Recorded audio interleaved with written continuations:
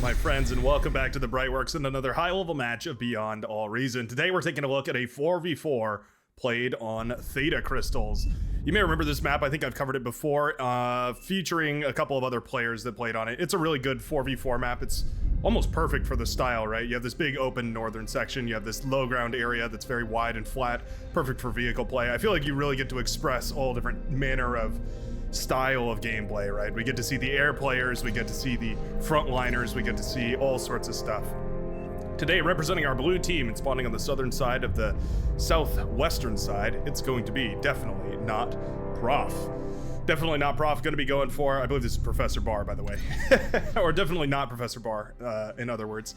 Sorry, don't want to put the secret out there. Spoil the surprise for the enemy team here.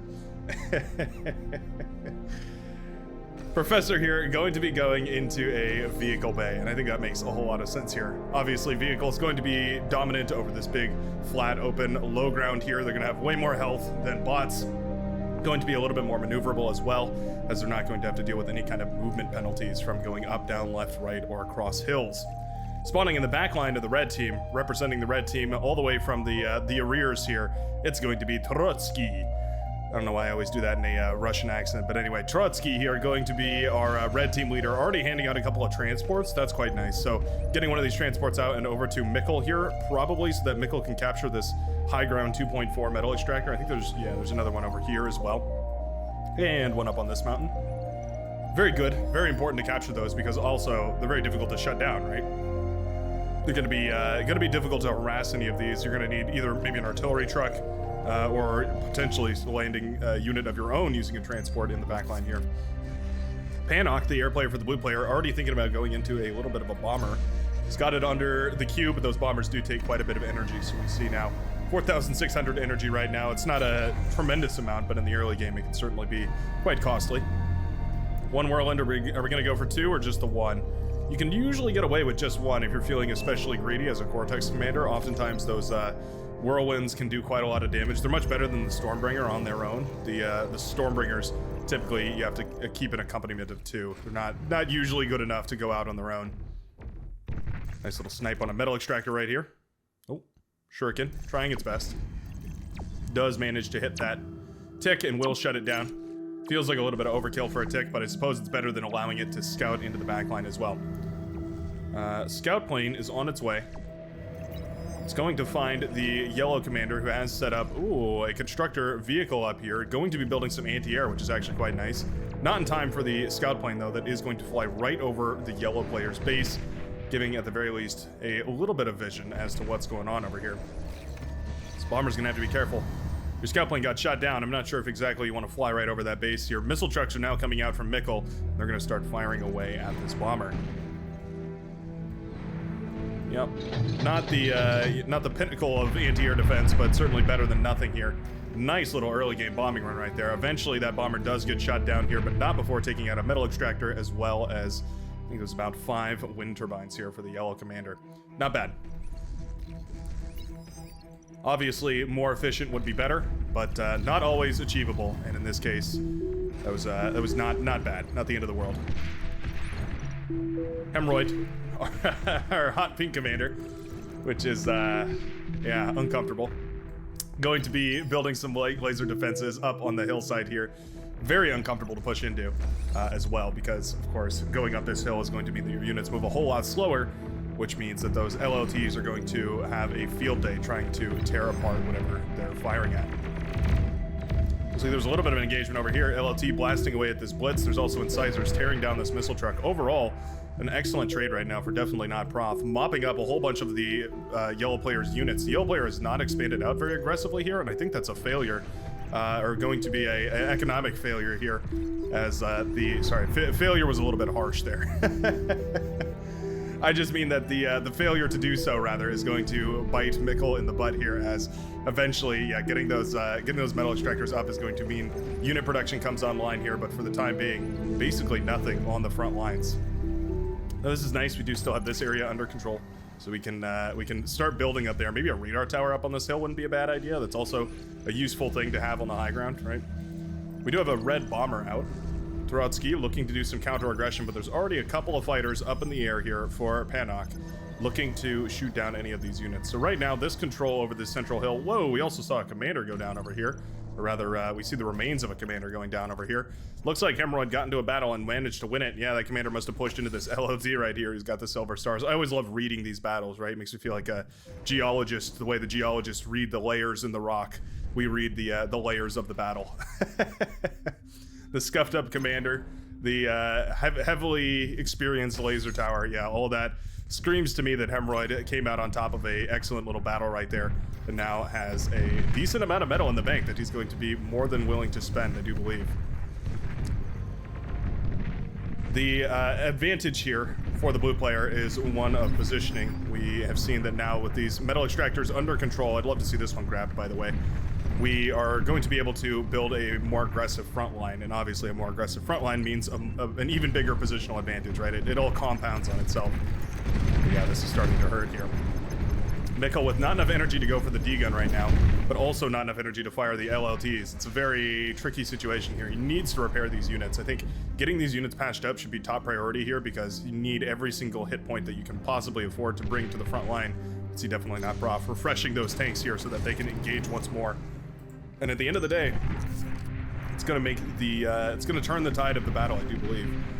A couple of red fighters getting into the thick of it over here, shooting down a couple of shuriken, but themselves being shot down as well. RB Squidum's Uwu moving the commander around with the transport. I would love to see these top metal extractors captured. It's kind of a bummer that we haven't seen those yet. Definitely should have been captured as basically a top priority for the air player in the back, moving their commander back out and onto the map, trying to claim those metal extractors. But right now, I guess it should go to just whosoever has the transports under their belt here. Reinforcing forces here from the orange player going to be directed down south here to try and stave off the aggression from the blue player. With that dominating victory up on this northern section, I think that's probably a really good tactical move. Reinforcing the lower player is going to mean that this is a 1v2 up here for Hemorrhoid, but with all this static defense in place, it's going to at the very least take a while before this can be broken. There are Wolverines on the field here for Battle Stag, going to be shelling away at all of the high ground areas up here, and eventually those Wolverines will be able to pop all of the LLTs, but it's going to take a while, and that time might not be something that the blue team has. Definitely not Prof. Still fielding a powerful army. These brutes quite sturdy, especially for the T1 era. Looks like we also had some shurikens trying to get involved over here, paralyzing some of those maces. They are slowly recovering, though. Rebooting their systems. Yeah, we're starting to get into those numbers, though, where the brutes really can just start to fire away at basically any of the tanks and melt them down with one or two volleys here. Fighters pulled immediately. Nicely done here by the air player to move the air forces in on this battle almost as soon as the shurikens were pulled. And that's going to clear up the airspace for these tanks to continue being aggressive here. Nicely done by the light blue, I guess the aquamarine blue player here on the blue team. The brutes want to engage against these bots more than the vehicles. Obviously, the vehicle's going to take a much better trade against the bots. They have more health, slightly longer range, and a little bit more damage. Just slightly better overall for a slightly higher cost. Yeah, you can see that repair, though, really making the difference here.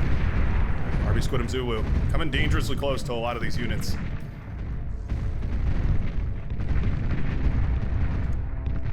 I would be surprised if this tank ball doesn't manage to break the lines here. It's just going to trade so much more efficiently than all of these units put together here for the yellow player, especially if these aren't prepared here. Oh, another tank goes down. A Janus is a Hail Mary, right? It can save the day, but it also is very, very risky. And indeed, we do see it going down here, meaning that the Janus will not be the savior that I think Mikkel was hoping it would be. Mikkel desperately in need of some build power, actually. Has the energy, has the metal, just doesn't have the units on the field quite yet. There are shurikens in the backline here for the red player. Hopefully they can jump on top of some of these units. Ooh, RB Squidum Zulu's commander is caught off pretty far here. Well, it's a tricky scenario. Yeah, you don't want to get those tanks D-gun, but also you want to snipe this commander. Nicely done. Orange commander does go down right there. Caught just a little too far forward. Units weren't there to reinforce, and that's going to be a quick kill here for definitely not Prof and all of his tanks. Needs to get these repaired back up. I think now is the perfect time to go into a bot lab, start pumping out a bunch of res bots at the same time. A little bit of crisis management up on this northern side as the forces have slowly pushed through the line here, and you can see Hemorrhoid doing an excellent job of holding the lines, trying desperately to make sure that no more damage is done than absolutely necessary here. Did Hemorrhoid go for T2?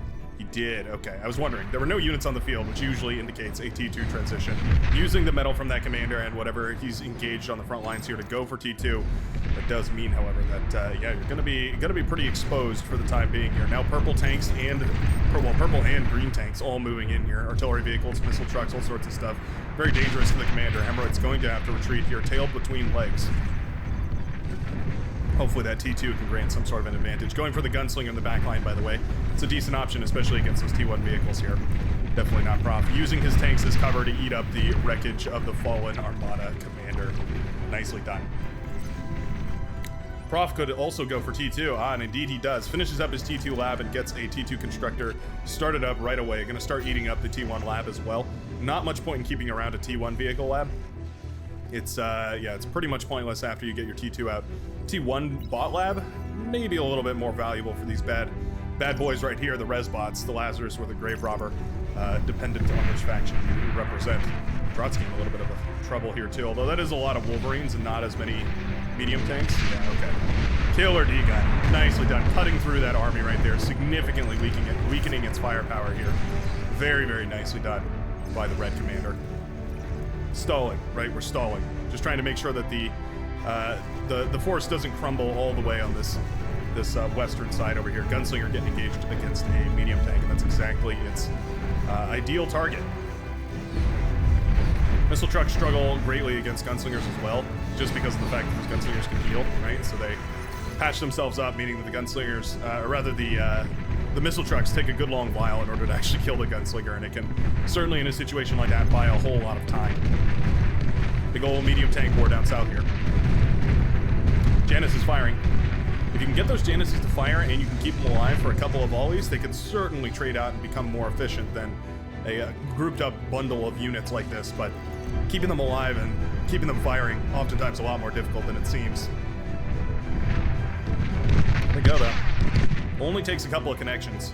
Januses snowball pretty quickly. You only need about 5 of them in order to really start tearing into those tanks, but again, you have to be so careful. You have to fire them, and you basically always want to be catty-cornering them. You want to basically move them in on one direction and then sweep them back out in the other direction. So they fire and then rotate around and turn and leave.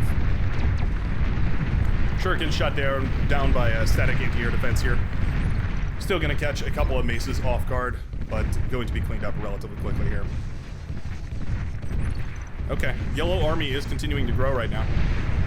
An impressive hold right here for the yellow player against the forces of definitely not Prof, who has had a massive metal advantage with all of these areas set up here. But now the T2 is starting to come out of the lab. This is a short-lived victory here. Prof just buying time for those sweet, sweet T2 units to hit the field. Indeed, we already see a few of them. The Quakers now starting to fire away, tearing into all those T1 maces. Yeah, not gonna last long into that T2 artillery. Very powerful stuff. He's also got the radar and the radar jammer, which is important. Keeping his units under wraps while also granting more vision. Allows those long-range artillery pieces to fire away. And Mikkel looking for an opportunity here, but doesn't quite have it.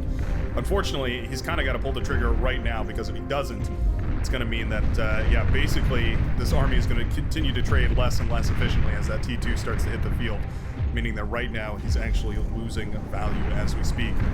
Green forces have pushed all the way into the base of Hemorrhoid. Meanwhile, on the northern side, looks like the gunslingers weren't enough to stop all this. Oh, Hemorrhoid getting real low here. Red commander goes down as well over on this side, trying to micro the air as well as the commander over there. Going to be too much, and indeed the missile trucks will manage to make it into the back line. Missile trucks maybe not the most threatening thing immediately, but okay, it's kind of weird that we're moving these in here. I think they should definitely stay in the back over here and just form a concave and fire into this laboratory here. I think that probably makes a little more sense. But either way, these are going to start tearing down the base over here, one rocket at a time. Yeah, those Mauser, or rather those Quaker have already hit the field, and you can see just how much more efficiently they trade against those T1 units. Oh, when they don't friendly fire, that is.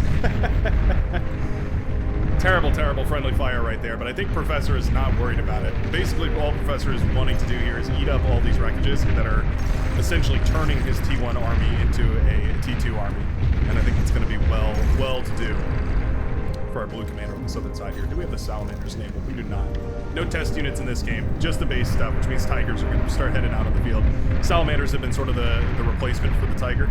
This is nice, finally doing a little bit of run-by damage. If this had happened maybe 4 minutes ago, this would have been really huge. But right now, I think it's just already too late.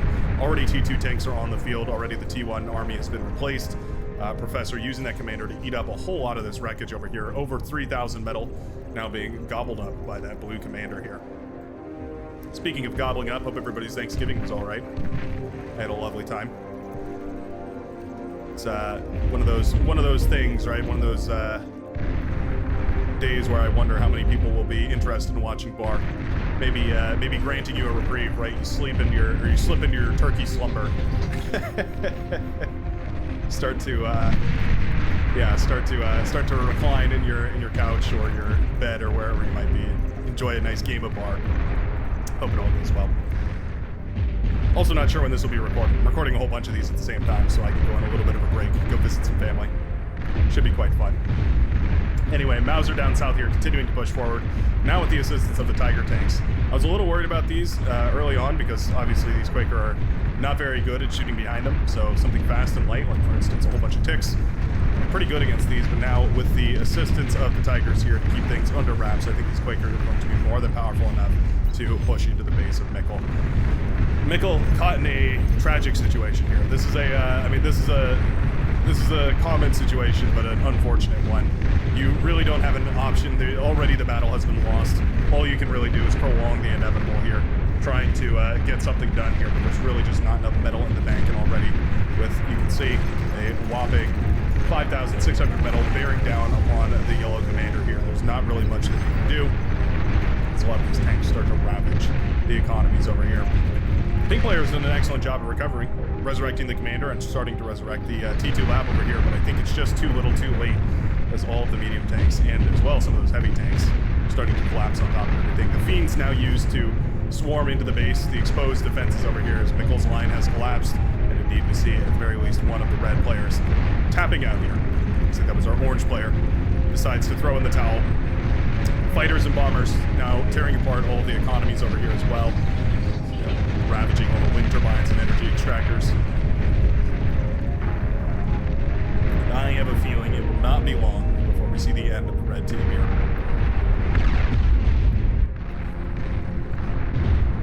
GG is called. Mauser firing away at that commander, shrinking it to dust. I think that will be all she wrote here for the red team. Oh no, they still have one commander back here. A brave commander. Freshly rejuvenated and ready to get back on the lines, only to discover everything that it's ever known and loved has been incinerated by T2 aggression. There we go. Red team finally tapping out here, and that is going to be all she wrote in this match of Beyond All Reason.